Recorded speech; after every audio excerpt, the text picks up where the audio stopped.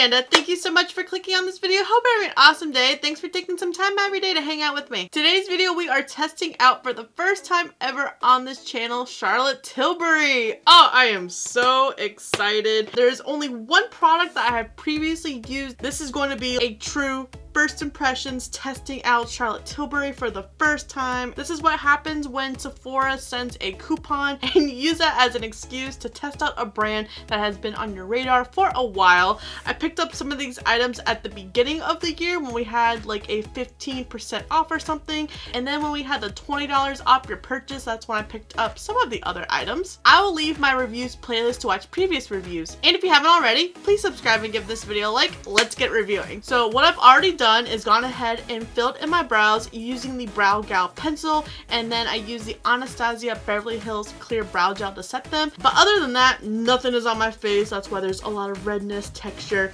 scarring, oops, going on right now. But for the most part, aside from eyeliner, mascara, and highlighter, all these items are gonna be Charlotte Tilbury. I think I got a primer, but then again, I'm kind of looking at it going, I'm not exactly sure. I've always classified this brand being a little bit more luxury, like Pat McGrath and Natasha Denona. And I used to say that Charlotte Tilbury is very expensive, but those brands are more expensive, so I figured, you know what, let's go on ahead and finally give Miss Charlotte a try. I thought this was a primer since it's called the Hollywood Flawless Filter, but then again, I'm not really sure since it looks a little bit darker than the foundation shade I picked out. And I shade matched online, so you never know if you are gonna get a true match since the screen could skew it. But I picked up 4 because 4 is the shade medium, and that's the ballpark shade range that I usually use. And we have a doe foot applicator. I hate doe foot applicators, like the Pure foundation. There's a Physicians Formula. I don't know, I just prefer a pump. I think it's just preference at that point. Plus, I feel like a doe foot really absorbs in a lot of product and you have to dip in so many different times because this sure as shit is not cheap. Pretty sure that product is about like $50 alone. And here I am just spreading it around my face like it's nobody's business. Okay, so it seems like a tinted primer. I was a little nervous because of how deep it looked outside of the bottle, and then when you start blending it in, it looks like it's doing nothing. Hopefully I'll be looking flawless as it claims. I do have a lot of flaws right now. Not too sure where this redness flare up. I did have a really big cystic pimple right there and I messed with it. My bad. I need to stop doing that. As I get older, I'm gonna scar a little bit more easier. That is what scar cream is for. Then I got my Derma E and my Kate Somerville ready on deck. So this seems to be blending in fine. I do see a bit of a glow to my skin. So it just seemed a little bit deceiving from the bottle than how it blended out. So I guess we'll see when we apply the foundation. And then for foundation, I chose out from the Airbrush Flawless line. And I have shade 7.5 Neutral. Oh good, it's a pump. It definitely looks a little bit more darker when you apply it. I took this out of the box, I'm like, whoa, that's gonna be really light. I kind of expected this to be a little bit darker, this be a little bit lighter. Them two not working out, but I think it will be okay. Has more of a yellow undertone than neutral, in my opinion. I think I would rather go a little bit more yellow than pink in my undertones. Preferably neutral. But as I am blending this out, I still see that very glowy, dewy finish, which I do like more of a dewy finish, especially with this colder weather heading our way, because I look way dried out in the wintertime with matte finishes. I mean, I already do in general, and that's what I go for, just because I like that full coverage look. 2 pumps of foundation seem to be enough to cover my whole face. It's a pretty thick foundation, so it is taking a little bit of time to fully buff out. I wouldn't necessarily say that this is an airbrush finish because I feel like my pores are still very exposed, as well as my texture is peeking out. As I mentioned when I was blending it out, it's very thick. It's just the foundation that it really does need to be set because it just doesn't look good by itself just being blended out. It looks very heavy on my face, almost like it's being weighed down and caked on. I'm itching to set my face right now, which I have both loose powder and pressed powder. First, we're gonna go in with the magic powder. I'm going to use this to set my under eyes and my T-zone. And I think she does have a concealer. I passed on it if there was. Oh, sponge definitely grabbed a decent amount of powder, which is good. My whole face is going to need to be set after that foundation. Right away, I already see a huge difference in my under eyes with the powder.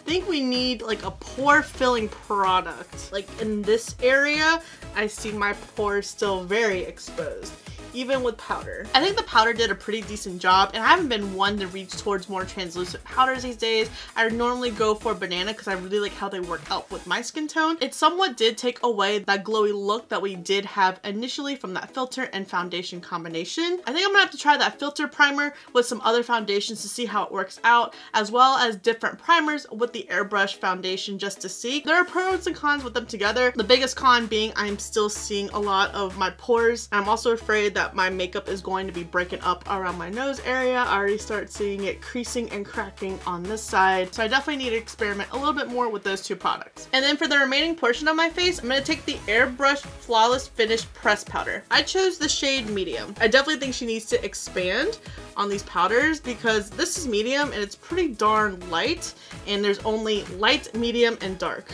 And I felt like dark could even work out for me. But people go bananas over this powder. I really want to see for myself, and I don't think it's doing a bad job, honestly. But that glow aspect seems to be pretty much gone. I actually really like this powder. It is helping out my pores, especially in that area of concern I was just mentioning. For eyes, I'm going to take the Pillow Talk Instant Eye Palette, and this is what the palette looks like. Super basic, I know, but her little quads weren't that appealing to me.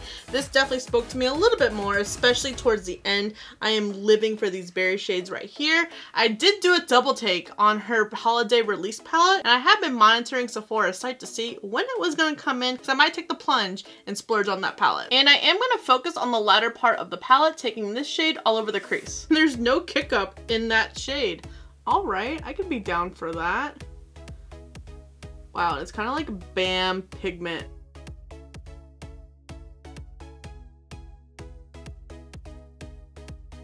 This is a really pretty shade. When I was looking at this palette, I was thinking that it's like a more bougie version of the Urban Decay Naked palettes.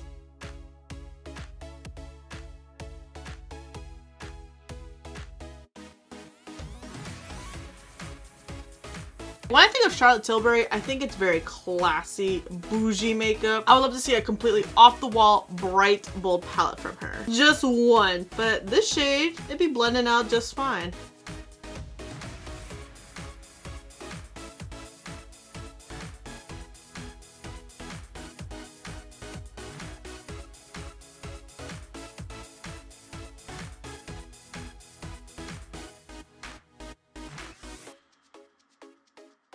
I slightly want to diffuse it a little bit with this shade, just to fluff out these edges.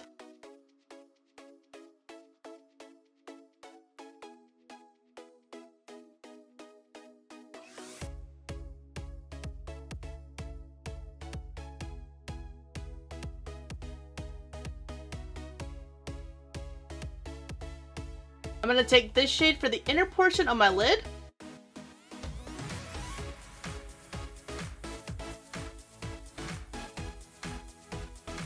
It's a nice shimmer formula.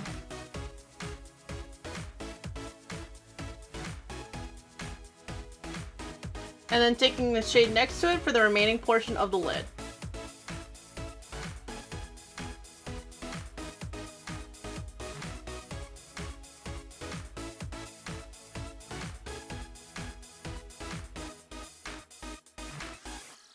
I think it created a nice monochromatic look. It doesn't have as much dimension that I typically like in my monochromatic looks, since the three shades are very similar to each other. I definitely preferred the shimmer formula over the matte. I think the shimmer formula just performed a little bit better than the matte did. I'm gonna add some eyeliner to my lid and waterline.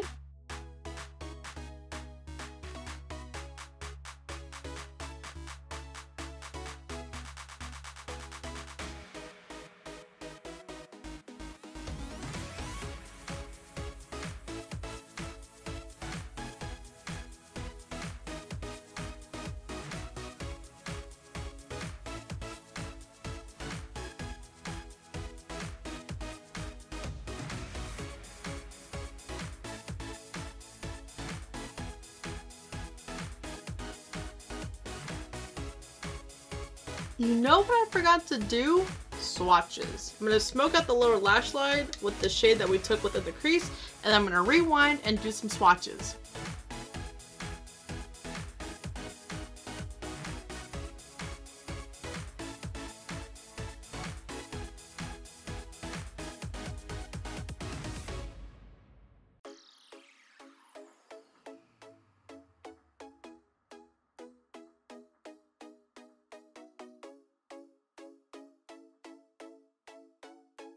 Day Trio,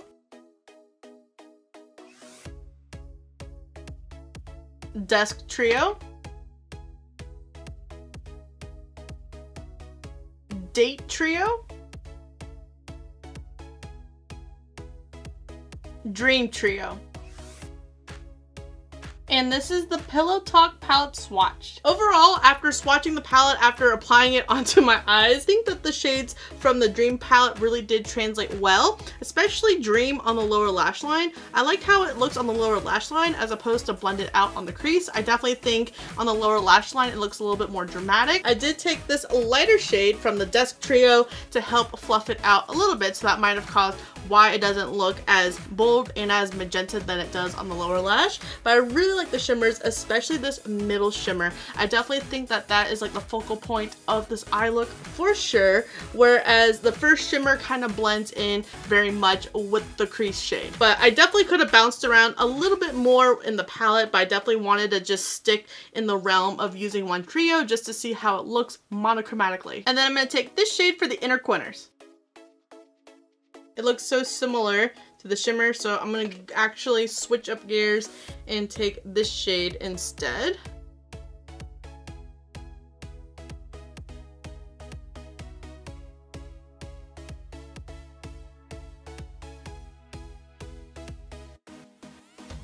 I'm going to take these Cara Beauty lashes.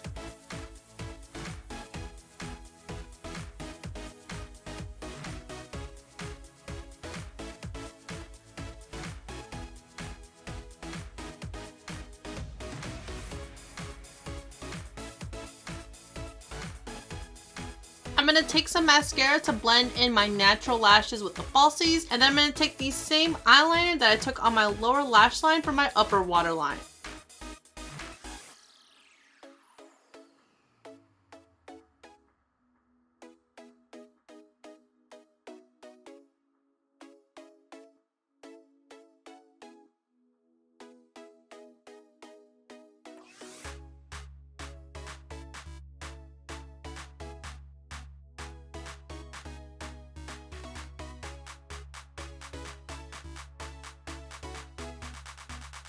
For bronzer, I'm going to take the Airbrush bronzer in the shade 2, and I did swatch it when I hauled it in a Sephora haul a while ago, and I was afraid it was going to be too light for me, but I think this is actually going to be like a perfect bronze shade, where it's not too dark, but it's not too light. It's like a happy medium. I really like that bronzer a lot. It blended it out pretty effortlessly, and it works really nice with my skin tone. Like, that's like the perfect bronzer match I've ever used. I definitely had high expectations for this bronzer because of how expensive it was, but I was also excited because of how big the pan size was, so hopefully this will last a long time. I guess I will swatch it just for reference because I haven't swatched the blush yet. I'm just not on my swatch game today. And that is the bronzer swatched. See how light it is? But it definitely applied a lot better using a brush. And then this is the Pillow Talk blush. I really like this deep mauve-y looking blush. Ooh, that blush is gorgeous. Oh, I cannot wait to put that all over my cheeks. It's definitely not nearly as dramatic applied on the cheeks, but one swipe seems to be perfect. I feel like if I dipped in a second time, for sure, looking like Jigsaw. I am tempted to go in a second time, but I don't want to take away from this eye look being as classy as it is. Since I don't have a highlighter from Charlotte Tilbury, I'm just going to take this pink shade from Ofra. This is the shade Pillow Talk, since we're sticking with the Pillow Talk theme.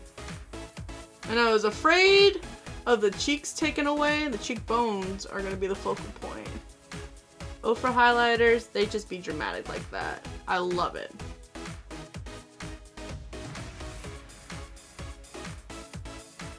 And then for lips, I'm gonna take the shade Bond Girl. For some reason, I thought I had the Pillow Talk shade. I was wrong. And this is Bond Girl swatched. The shape of the lipstick is very interesting.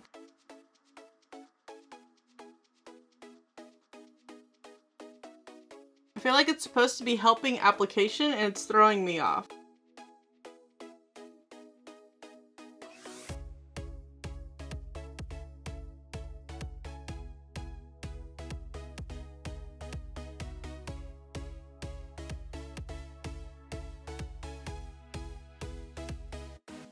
I think that this lip shade ties in the eye look perfectly. And then lastly, the setting spray.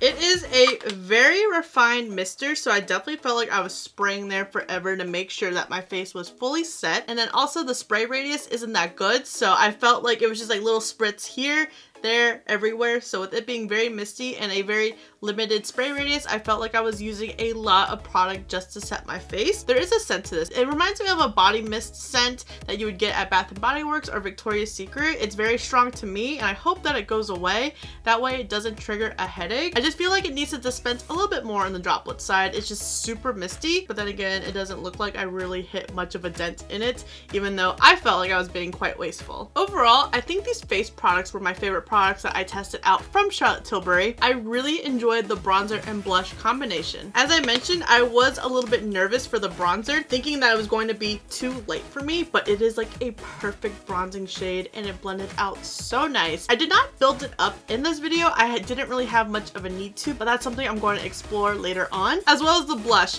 The blush definitely swatched really bold and one swipe was just perfect. And I definitely think you can go in a little bit more light-handed. That way it's not as overwhelming. I just love dramatic blush and I think I could even get away with dipping it in one more time for that super dramatic look. I am super pleased with those two products as well as these two complexion products. I was a little nervous at first and I didn't think that this pressed setting powder was doing as much than I realized because it was really helping fill in the pores and the fine lines that I have. That's something that the primer did not really fill in. It just gave that glowy look and this definitely mattified my T-zone and under eye area. It definitely took away from that glowy look that that primer was going for. It took me by surprise since I have been loving more banana powders as opposed to translucent. Now, I don't think that completely takes away from the primer and the foundation. Maybe the two together isn't the best combination. I think I'm gonna need more of a pore filling primer like No Pore Bloom for this foundation. Maybe it'll work out a little bit better. And then I see this maybe working out best with a tinted moisturizer, something very light than full coverage. That way you can still get that glowy benefit instead of mattifying it out with powder. I really like this lipstick. I first thought the shape of the lipstick was very tricky. I was just overthinking it, and once I got the hang of it, it made applying super wonderful actually, especially in my Cupid's bow area. My Cupid's bow turns into a different shape every single time I apply lipstick, but I think it actually looks pretty even with this lipstick and it's a very comfortable formula. And then the eyeshadow palette, the color story didn't really wow me, but I think it did a good job with respect to blending out and making a nice neutral look. I think Charlotte Tilbury is just that classy brand. I don't ever foresee them creating a bold, bright eyeshadow palette. It's definitely going to be on the more classy, neutral, sultry side of things. I would love to know if you have tried Charlotte Tilbury. What are some of your favorite products from the brand? Have you tried any of the products that I picked up? She has a couple of different blush shades. I don't know if she has a highlighter or not. I did not try eyeliner, brow, or mascara. And I think she has a couple of other foundations as well. Let me know which ones you use and maybe I'll exchange the one that I got for that instead to see if that works out a little bit better. And if you haven't tried anything from Charlotte Tilbury, what is on your radar? I'm not exactly sure why I'm eyeing her new eyeshadow palette. Maybe it's because this brand is new and exciting to me and I do want to try a little bit more from the brand. Thank you so much for watching. I really hope you enjoyed this video. Don't forget to subscribe before you leave, and if you don't, I appreciate your view anyways, and I'll see you in the next video.